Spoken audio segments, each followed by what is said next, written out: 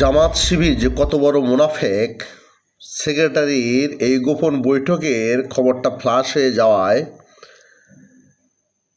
সারা জাতি জেনে গেছে। আপনি দেখেন, এই গোপন বৈঠক করার সময় জামাত শিবির এর সেক্রেটারি, জেনারেল, উনি জেনারেল, দেখেন উনি কি বলেছেন, এটা একটু শোনেন, একটু হলেও বুঝতে পারবেন। যাদের সামান্যতম জ্ঞান আছে, বুদ্ধি আছে, তারা বুঝতে পারবে আসলে এই জামাত শিবির ওই জামাত শিবির নয়, এরা হচ্ছে আমেরিকার দালাল এবং ভারতের দালাল। আমরা যখন শুধু ইসলামিক পন্থীদের নিয়ে যদি আমরা আগাতাম, তাহলে এটা মৌলবাদ দিয়ে একটা জোট হিসেবে চিহ্নিত হতো। আমরা যখনই অন্যদেরকে নেওয়া শুরু করছি, তখন এটা একটা জাতীয় জোট হিসেবে রূপান্তরিত হয়েছে। ঠিক আছে, আমরা যখন প্রথম জোট তো হচ্ছে আমাদের চরমনের সাথে।